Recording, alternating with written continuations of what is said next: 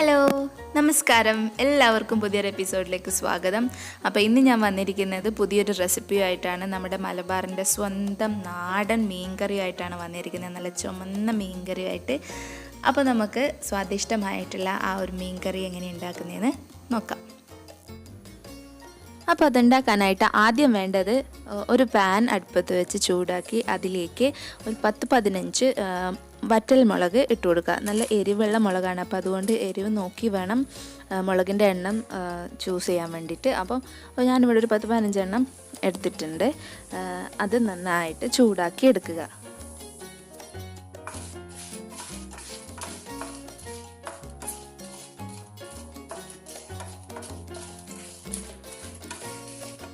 ഇതിപ്പോൾ നന്നായിട്ട് ചൂടായിട്ടുണ്ട്. ഞാനിത് വേറൊരു പാത്രത്തിലേക്ക് മാറ്റി വെക്കുകയാണ്. നമ്മൾ തീ ഓഫ് ചെയ്യുന്നില്ല. ഇനി ഇതിലേക്ക് തന്നെയാണ് അടുത്ത സ്റ്റെപ്പ് ചെയ്യുന്നത്. ഇനി ഇതിലേക്ക് നമുക്ക് കൊത്തമല്ലി ഇട്ടിട്ട് നന്നായിട്ട് ചൂടാക്കി എടുക്കാം. അപ്പോൾ ചൂടാക്കി എടുക്കുമ്പോൾ കരിഞ്ഞു പോവാതിരിക്കാൻ നല്ലോണം ശ്രദ്ധിക്കണം. പെട്ടെന്ന് കരിഞ്ഞു പോകാനുള്ള ചാൻസ് ഉണ്ട്. അപ്പോൾ മീഡിയം ഫ്ലെയിമിലിട്ടിട്ട് മാത്രം ഇത് ചൂടാക്കി എടുക്കുക. ഞാനൊരു 3 കൈ, ഇപ്പോൾ ഞാൻ കറക്റ്റ് അളവ് പറയുകയാണെങ്കിൽ 3 കൈ ഞങ്ങൾക്ക് കാണുന്നുണ്ടാവും. ഇത്രയാണ് ഞാൻ ഇട്ടിരിക്കുന്നത്. ഒരു കൈ മുഴുവനായിട്ട് ഇട്ടിട്ടില്ല. അപ്പോൾ അത് നന്നായിട്ട് നമുക്ക് ചൂടാക്കി എടുക്കാം.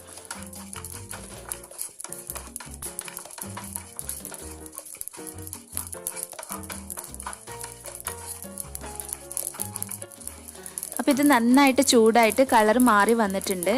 ഈ ഒരു കളറാകുമ്പോൾ നിർത്തിയേക്കണം, കാരണം അധികം കരിഞ്ഞു പോകാൻ പാടില്ല. ഇത് കരിഞ്ഞു പോയിട്ടുണ്ടെങ്കിൽ ഈ മീൻ കറിയുടെ ടേസ്റ്റ് കംപ്ലീറ്റ് മാറും. അപ്പോൾ ഞാനിവിടെ നിർത്തുകയാണിത്. ഇനി നമ്മൾ ചെയ്യേണ്ടത്, ഇപ്പോൾ ചൂടാക്കി വെച്ചിരിക്കുന്ന മുളകും ഈ കൊത്തമല്ലിയും കൂടി നന്നായിട്ട് മിക്സിയിൽ വെള്ളം ചേർത്ത് അരച്ചെടുക്കുക. നല്ല പേസ്റ്റ് പരുവത്തിൽ അരച്ചെടുക്കുക. അതൊരു സൈഡിൽ ഞാൻ മാറ്റി വെച്ചിട്ടുണ്ട്. പിന്നെ ഒരു പാൻ അടുപ്പത്ത് വെച്ചിട്ട് അതിലേക്ക് 2 ടേബിൾ സ്പൂൺ എണ്ണ ഒഴിച്ചു കൊടുക്കുക. എണ്ണ നന്നായിട്ട് ചൂടാവുമ്പോൾ 1 ടീസ്പൂൺ കടുകിട്ട് പൊട്ടിക്കുക. കുറച്ച് കറിവേപ്പിലയും കൂടി ഇട്ട് കൊടുക്കുകയാണ്. കറിവേപ്പില നന്നായിട്ട് മൂത്ത് വരുമ്പോൾ നമ്മൾ ഇതിലേക്ക് ഇഞ്ചി ചതച്ചതും വെളുത്തുള്ളി ചതച്ചതും പിന്നെ 2 പച്ചമുളക് നെടുകെ കീറിയതും ഇതിലേക്ക് ഇട്ട് കൊടുക്കുക. വെളുത്തുള്ളി ഞാനൊരു 8 അല്ലി വെളുത്തുള്ളി എടുത്തിട്ടുണ്ട്. ഇഞ്ചി ഒരു മീഡിയം സൈസ് ഇഞ്ചിയാണ് എടുത്തിരിക്കുന്നത്. എന്നിട്ട് ഇതെല്ലാം കൂടി നന്നായിട്ട് ഇതിൻ്റെ ഒരു റോ സ്മെല്ല് മാറുന്നത് വരെ നന്നായിട്ട് വഴറ്റി കൊടുക്കുക.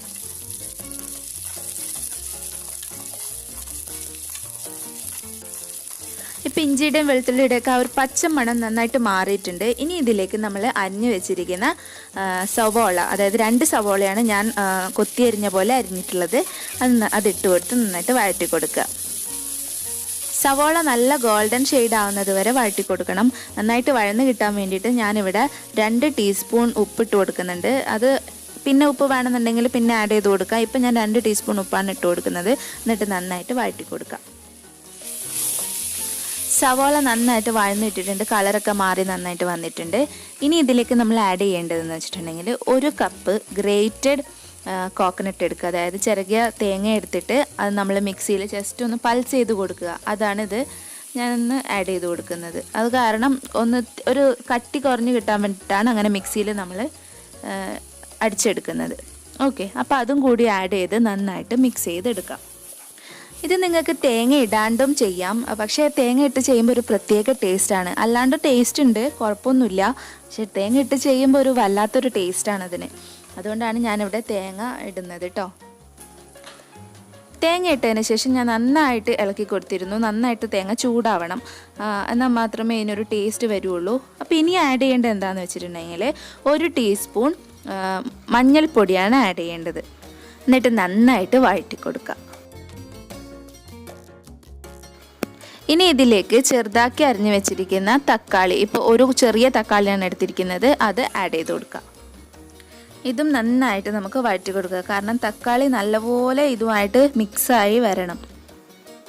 ആവശ്യമാണെങ്കിൽ കുറച്ച് എണ്ണയും കൂടി ഒഴിച്ചു കൊടുക്കുക.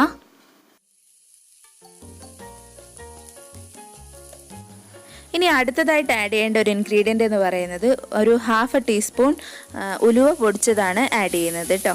ഇത് ആഡ് ചെയ്യുമ്പോൾ മീൻ കറിക്ക് ഒരു പ്രത്യേക ടേസ്റ്റ് തന്നെയാണ്. ഇനി ഇതിലേക്ക് നമ്മൾ നേരത്തെ അരച്ച് വെച്ചിരിക്കുന്ന മുളകിൻ്റെയും കൊത്തമല്ലിയുടെയും ഒരു മിക്സ് ഉണ്ടല്ലോ, അത് ഇതിലേക്ക് ആഡ് ചെയ്ത് കൊടുക്കുക. ആ അരപ്പിലേക്ക് തന്നെ കുറച്ച് വെള്ളം ഒഴിച്ചിട്ട് തന്നെ ആഡ് ചെയ്ത് കൊടുക്കുക കേട്ടോ. ഇനി ഇത് നന്നായിട്ട് മിക്സ് ചെയ്തതിന് ശേഷം ആവശ്യമാണെങ്കിൽ കുറച്ച് വെള്ളം കൂടി ആഡ് ചെയ്ത് ഇത് നന്നായിട്ട് തിളപ്പിക്കുക. നമ്മൾ നേരത്തെ സവാള വഴറ്റുമ്പോൾ 2 ടീസ്പൂൺ ഉപ്പിട്ടതേ ഉള്ളൂ. ഇനി ഇതിലേക്ക് ആവശ്യത്തിന് ഉപ്പും കൂടി ഇട്ട് കൊടുത്ത് നന്നായിട്ട് മിക്സ് ചെയ്തെടുക്കുക കേട്ടോ. ഞാനിവിടെ കല്ലുപ്പാണ് രണ്ടാമത് ഇട്ടത് കേട്ടോ. ഇത് ചെറുതായിട്ട് തിളച്ച് വരുമ്പോൾ ഞാൻ ഉണക്കി പൊടിച്ച് വെച്ചിരിക്കുന്ന പുളി, അതായത് മാങ്ങാപ്പുളിയാണ് കേട്ടോ, അതിട്ട് കൊടുക്കുകയാണ്. ഒരു 3-4 ടീസ്പൂൺ ഇട്ട് കൊടുത്താൽ മതി. നിങ്ങൾക്ക് ആവശ്യത്തിന് പുളിയുടെ അനുസരിച്ച് എത്രയാണോ വേണ്ടതെന്ന് വെച്ചാൽ അത്ര ഇട്ട് കൊടുത്താൽ മതി.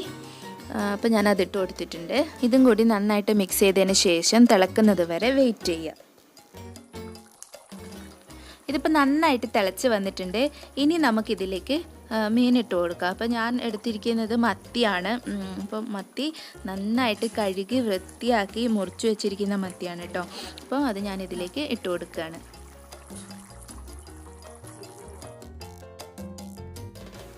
ഇനി ഇത് ഇളക്കി കൊടുക്കുമ്പോൾ നന്നായിട്ട് സൂക്ഷിച്ച് മാത്രം ഇളക്കി കൊടുക്കുക. അപ്പോൾ ഞാനിത് കാണിക്കുന്നത് പോലെ മാത്രം ഇളക്കി കൊടുക്കുക കേട്ടോ. ഇനി നിങ്ങൾക്ക് കറി എത്ര ഗ്രേവി വേണം എന്നുള്ളതിനനുസരിച്ച് ചൂടുവെള്ളം ആഡ് ചെയ്ത് കൊടുക്കാം. ഇപ്പോൾ കുറച്ച് കട്ടിക്കുള്ളതാണ് വേണ്ടതെന്നുണ്ടെങ്കിൽ കുറച്ച് വെള്ളം ആഡ് ചെയ്ത് കൊടുത്താൽ മതി. അല്ലാന്നുണ്ടെങ്കിൽ കുറച്ചുകൂടി വെള്ളം ആഡ് ചെയ്ത് കൊടുക്കുക. എന്നിട്ട് ഇതുപോലെ നന്നായിട്ട് മിക്സ് ചെയ്തെടുക്കുക. മീനിൻ്റെ കഷ്ണം പൊട്ടിപ്പോവാണ്ട് നോക്കണം കേട്ടോ. ഇതും കൂടി തിളച്ച് വരുമ്പോഴത്തേക്ക് നമുക്ക് ഇതിലേക്ക് കുരുമുളക് പൊടിച്ചത് ഇട്ട് കൊടുക്കാം. ക്രഷ് ചെയ്തതാണെങ്കിൽ കുറച്ചും കൂടി നല്ലത്. ഞാനിവിടെ പൊടിച്ച കുരുമുളകിൻ്റെ പൊടിയാണ് ഇട്ട് കൊടുക്കുന്നത് കേട്ടോ. ഞാനൊരു 2-3 ടേബിൾ സ്പൂൺ ഇട്ട് കൊടുക്കുന്നുണ്ട്. നിങ്ങൾക്ക് എരിവിനനുസരിച്ച് മാറ്റം വരുത്താവുന്നതേ ഉള്ളൂ കേട്ടോ. ഇനി ഇത് അടച്ച് വെച്ച് നന്നായിട്ട് വേവിച്ചെടുക്കുക. ഇത് മത്തി ആയതുകൊണ്ട് കുറച്ച് വേവ് കുറവാണ്, അധികം നേരം വേവിക്കേണ്ട ആവശ്യമില്ല. അപ്പോൾ നമുക്കിത് വേവിച്ചെടുക്കാം. ഇതിപ്പോൾ റെഡി ആയിട്ടുണ്ട്. മീനൊക്കെ നന്നായിട്ട് വെന്ത് വന്നിട്ടുണ്ട്. ഇനി ഇതിലേക്ക് നമുക്ക് കുറച്ച് കറിവേപ്പില ഇടാം. എനിക്ക് എല്ലാ കറികളിലും ഒത്തിരി കറിവേപ്പിലയുടെ മണം ഭയങ്കര ഇഷ്ടമാണ്. അതുകൊണ്ട് ഞാൻ എല്ലാത്തിലും കറിവേപ്പില അത്യാവശ്യം ഇടും. അപ്പോൾ അവസാനം കുറച്ച് കറിവേപ്പിലയും കൂടി ഇട്ടിട്ട് ഇളക്കി കൊടുക്കാം.